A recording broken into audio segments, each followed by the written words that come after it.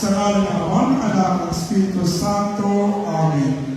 O mga hihira ng Diyos, mga kapatid namin sa pananampalataya at sa isang katawan ni Kristo, sa inyong mga panalangin ay umaasa kami na sa aming masupuhan kami ng grasya nagpatibay sa inyo. Sa pamamagitan ng pag-iniwang halimbawa sa Santa Iglesia, tulungan nawa kami ng Diyos na magampanan namin ang layunin ng aming pagkakatawag sa pag-ibig. At sa uli, naway maging karapat-dapat kami na makasama ninyo sa isang piging na magbumuli sa aming Panginoon magpakailanman. Amen. Mahal na Birhen Maria, kasama ang mga santo at banal, ipanalangin kami. Ngayon po, alit na pong simulan ang ating programa Magsipupog ang lahat. Sa muli sa mapagpalang hapon po sa ating lahat, sa tuwing ng araw ng Nobyembre, ay ating kinugunita at inaalala ang pagkalatang kaarawan ng mga santo, ang mga lingkod ng Diyos na nagsilbing wala ng pananampalataya, kabutihan at pagmamahal sa kapwa. Sa araw na ito, ating isa sa larawan ang mga iniwan nilang dakilang halimbawa ng tapat na paglilingkod at matibay na pananalig sa Diyos. Sa kanilang bawat mga kwento, natutunan natin ang kahalagaan ng pananampalataya, sakripisyo at pag-asa, lalo na sa gitna ng mga pagsubok ng ating buhay. Ngayon, ating silang ilalani, nakakatawanin ng mga kabataan sa bawat kapilya, komunidad at kapisanan na nasasakupan ng ating parokya. Ating pasimulan ang mga kinatawan mula sa kapilya at komunidad ng mahal na Birhen at inanang laging sa lolo sa Sagana. San Ignacio ng Loyola. Ang kanyang kapistahan ay pinagdiriwang tuwing ika-31 ng Hulyo. Si San Ignacio ng Loyola ay ang nagtatag ng kapistahan ng mga Jesuita at kilala bilang tagapagtanggol ng pananampalataya sa pamamagitan ng edukasyon at espiritual na pagsasanay. Siya ay ginagampanan ni James Elmore S. Andrade, San Ignacio ng Loyola. Panalangin po kami. Ang susunod, si San Joaquin. Ang kanyang kapistahan ay pinagdiriwang tuwing ika-26 ng Hulyo. Si San Joaquin ay ama ng mahal na Birhen Maria at asawa ni Santa Ana. Kilala siya bilang warang ama at tagapagturo ng pananampalataya sa kanyang pamilya. Siya ay ginagampanan ni Stanis L. Orio. San Joaquin. Panalangin po kami.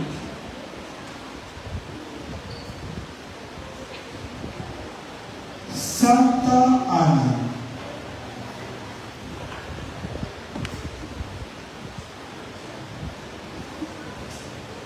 Ang kanyang kapistahan ay pinagdiriwang din kapanahon ang kapistahan ni San Joaquin tuwing ika-26 ng Hulyo. Si Santa Ana ay ina ng mahal na Birhen Maria at lola ni Jesus. Siya ang patron ng anak at guro at wala ng pananampalataya, pagtitiyaga at pagmamahal sa pamilya. Siya ay ginagampanan ni Yuki Lawrence Santos. Santa Ana. Ipanalangin po kami.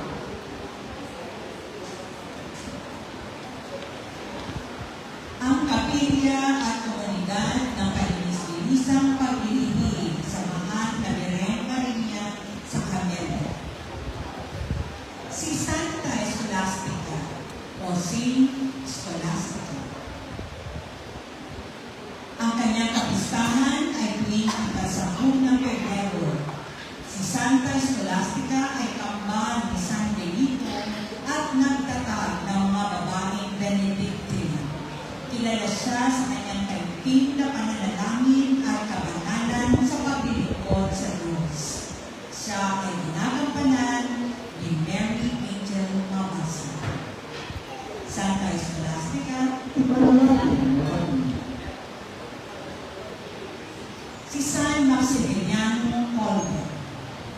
Saint Maximilian Kolbe. Ang kanyang kapistahan ay tuwing ika-4 ng Agosto. Si San Maximiliano Kolbe ay isang paring Polako na nag-alay ng kanyang buhay upang maligtas ang isang kapwa bilanggo sa Auschwitz. Siya ay huwaran ng sakripisyo at pag-ibig sa kapwa. Siya ay ginagampanan ni Clement Colin. San Maximiliano Kolbe. Si San Roque or Saint Roque. Ang kanyang kapistahan ay tuwing ika-6 ng Agosto. Si San Roque ay kilala bilang patron ng mga may sakit at ng mga tinamaan ng salo. Ang kanyang buhay ay halimbawa ng awa at pagtulong sa mga nangangailangan. Siya ay ginagampanan ni Stefan Solver.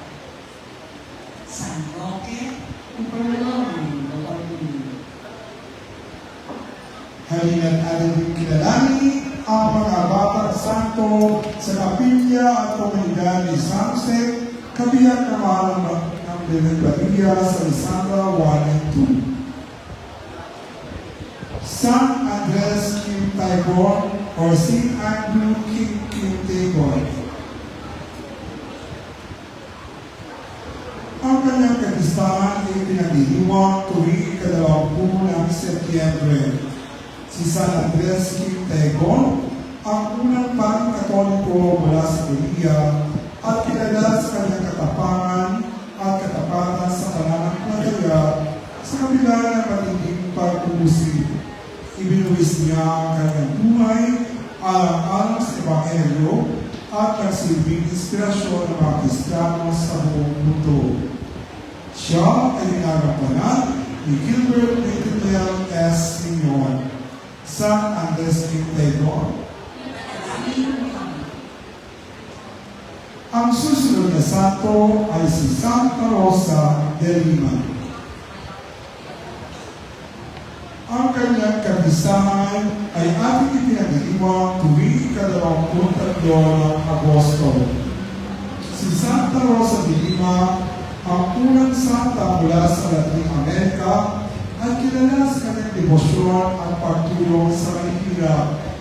Ang kanyang buhay ay isa-isa ng kababaan loob at pananampalataya.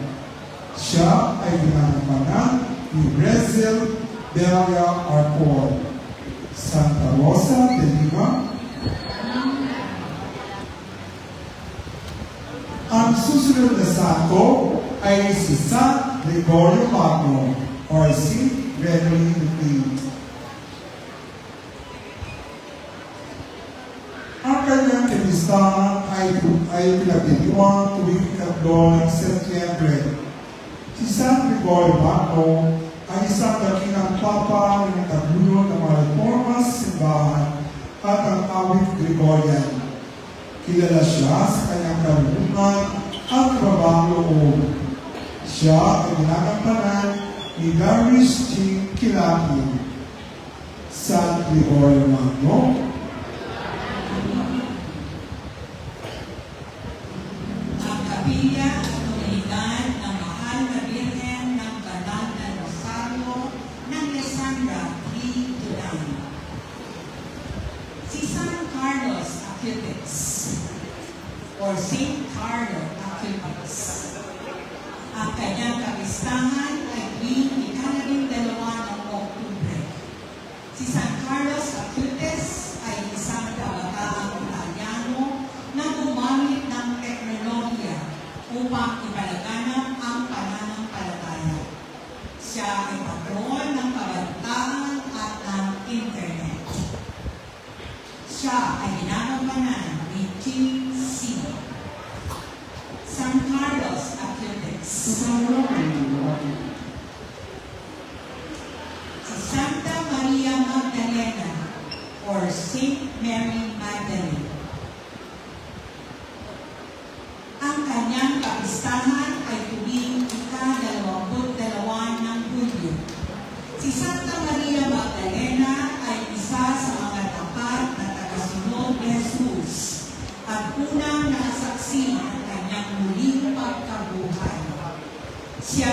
simbolo ng pagbabalik loob at katapatan ng Diyos. Siya ay ginagampanan ni Juliana L. Palomar. Santa Maria Magdalena, Atin namang kilalanin ang mga santo ng kapilya at komunidad ng Mahal-Birhen ng Kapayapaan at mabuting paglalakbay sa Veracruz. Santa Cecilia or Saint Cecilia. Ang kanyang kapistahan ay sinasagawa tuwing ika-22 ng Nobyembre. Si Santa Cecilia ay patron ng mga musikero. Siya ay nanatiling tapat sa Diyos kahit sa gitna ng pagpupusik. Ang kanyang buhay ay awit ng pananampalataya at pag-ibig. Siya ay ginagampanan ni Sidney Austria. Santa Cecilia.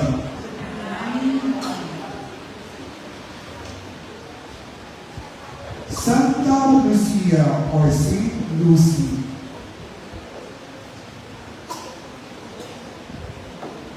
Tuwing ika-13 ng Disyembre ang kanyang kapistahan. Si Santa Lucia ay patron ng mabulag at may problema sa paningin. Siya ay martir na nag-alay ng buhay alang-alang sa kanyang pananampalataya. Siya ay ginagampanan ni Jasmine Benis Makadaan. Santa Lucia.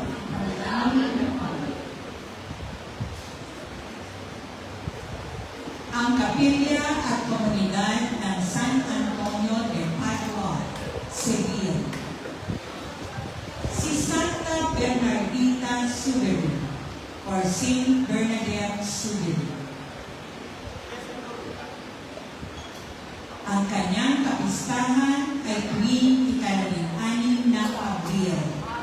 Si Santa Bernardita Suberu ay isang batang Pranses na nakakita ng mga aparisyon ng mahal na Birhen sa Lourdes. Siya ay huwaran ng kababaang loob at matibay na pananampalataya. Siya ay ginagampanan ni Crystal Mitch Mars Bertejo. Santa Bernardita,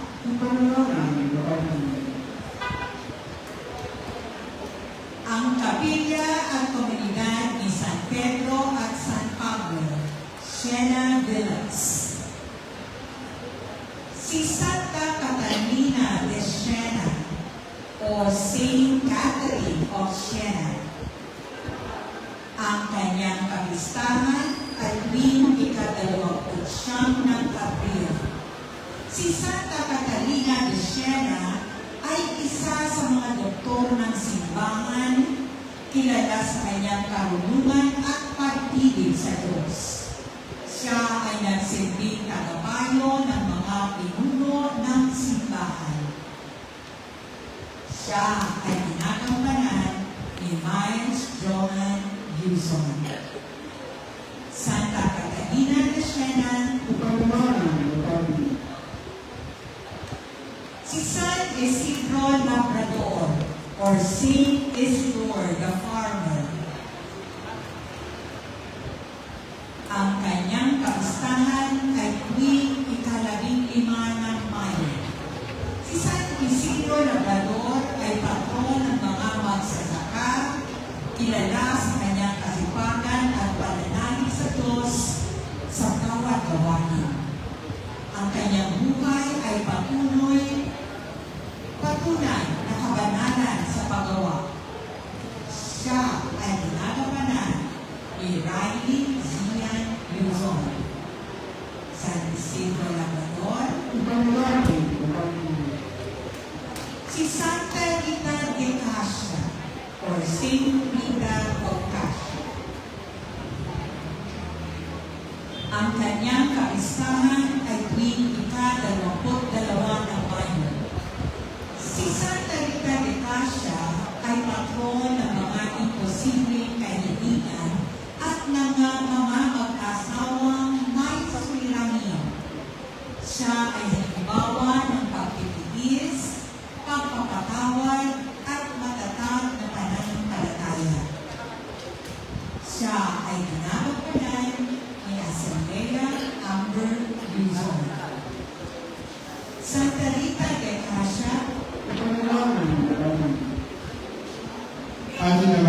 kilalanin ang mga santo na kakatawalin ng mga kabataan mula sa kapilya at komunidad ng mahal na Birhen ni Rosa de Dalia sa Magkahan.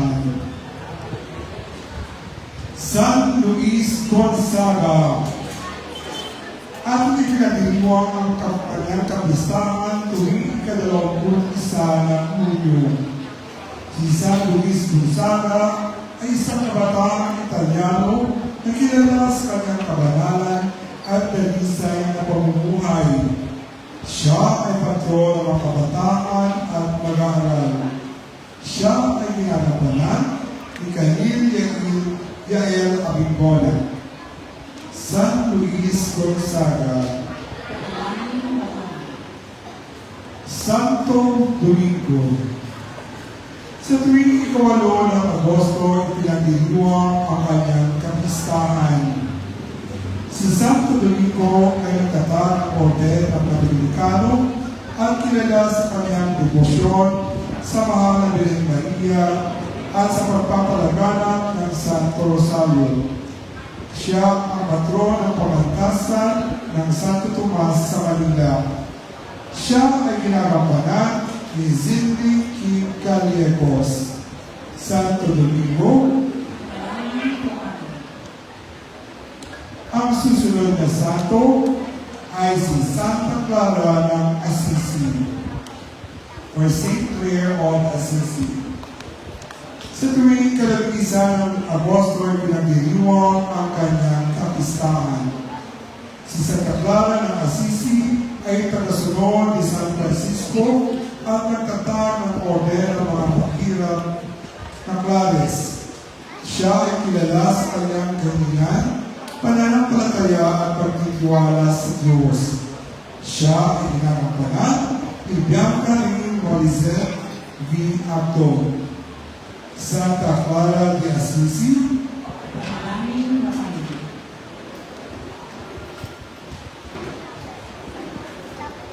Ang kapilya at komunidad ni San Judas Tadeo. Chapel. Si San Francisco ng Assisi or Saint Francis of Assisi. Ang kanyang kapistahan ay tuwing ika-4 ng Oktubre. Si San Francisco de Assisi ay kilala sa kanyang kababaang loob at pag-ibig sa lahat ng nilikha ng Diyos.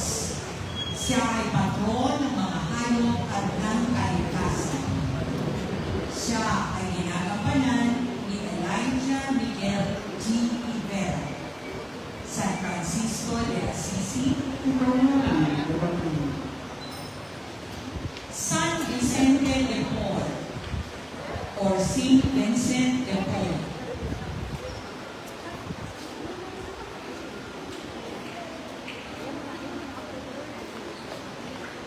Ang kanyang kapistahan ay tuwing ika-27 ng Setyembre. Si San Vicente de Paul ay kilala sa kanyang malasakit sa mga mahirap at may sakit. Siya ay patron ng mga gawain kawang-gawa at ng mga samahang naglilingkod sa kapwa. Siya ay ginagampanan ni Pierre Matthew M. Angelo. San Vicente de Paul.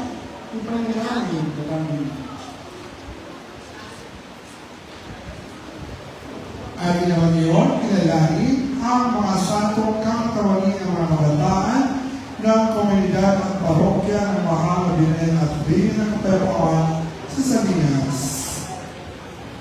Si San Juan Pablo Ikalawa.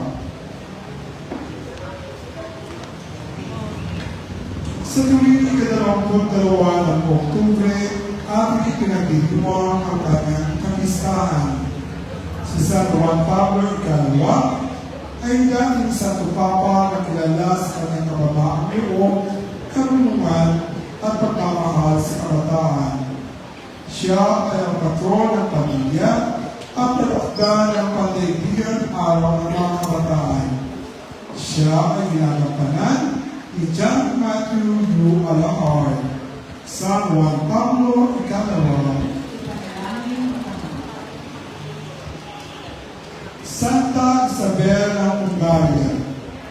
or Saint Elizabeth of Hungary. Sa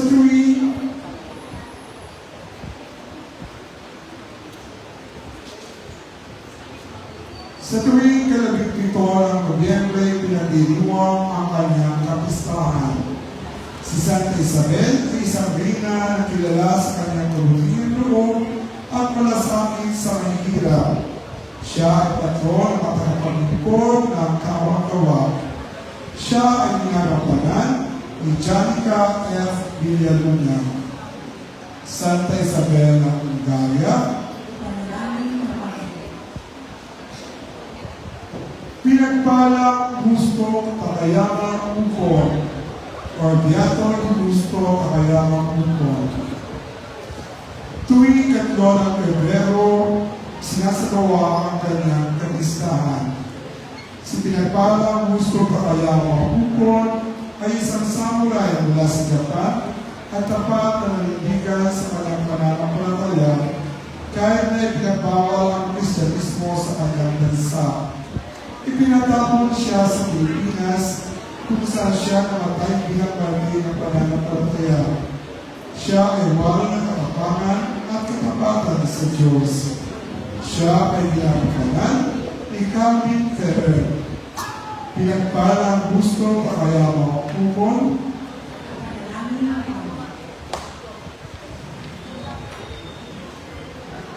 Ang kapisanan ng mga batang naglilingkod sa gambanan or Ministry of Altar Service. Si San Nicolas de Tolentino or Saint Nicolas de Tolentino.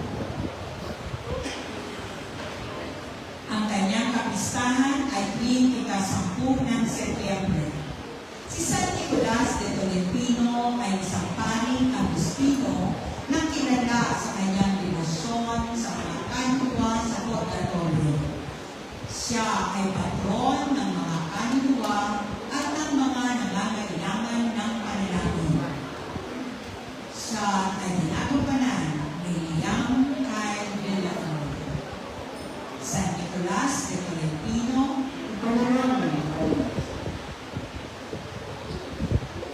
ang kapisanan ng mga kabataan sa parokya or parish youth ministry. Si Santa Marta ng Betania or Saint Marta.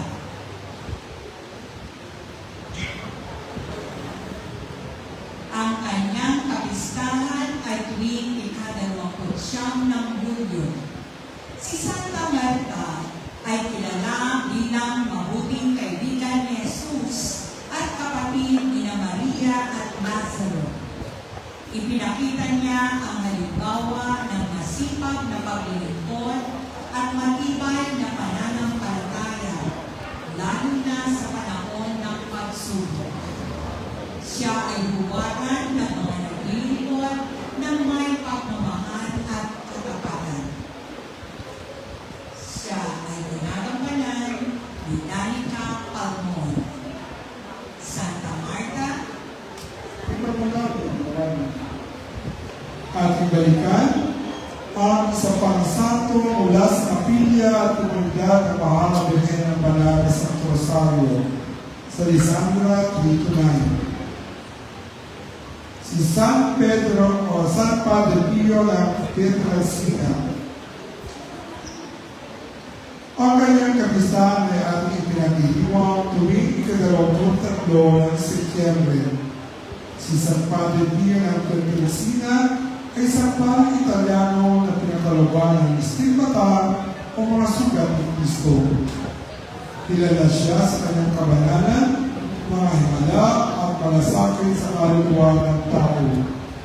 Siya ay ginagampanan ni Albert A. T. Almonguera. San Padre Pio, Mohamed.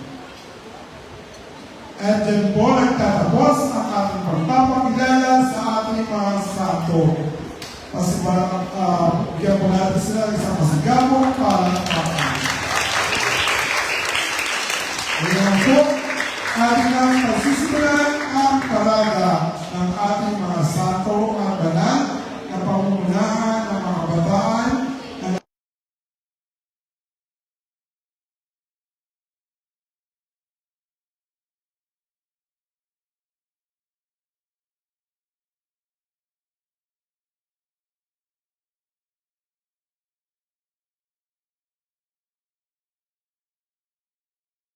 mag-position ka naman po nilang maglakad na po dahil medyo malalaki na po sila. Para makita po sila habang tayo ay nagpaparaga. So simulan po natin sa batch 1. Una na po ang mga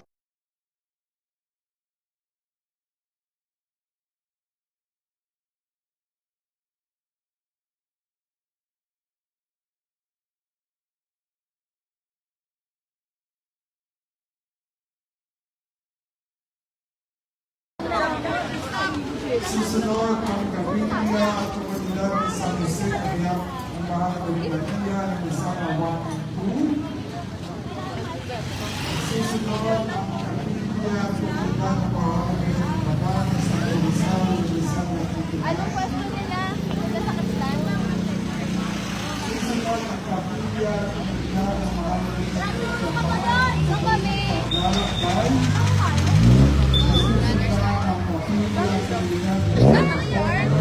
Ramen line! Ramen line doon mo muna. Runners on TV. Ito sila iwan. Magrupo ka doon. Hanapin na ako. Bella kasali ko. Kasi Saint Mary na. Kapisang mga bata na nalugod sa bangkana at mga pagpapagservan at mga kapisang mga bata ng Rapia. Wala ka na doon sa ano. Ako na lang. Maglutas na mga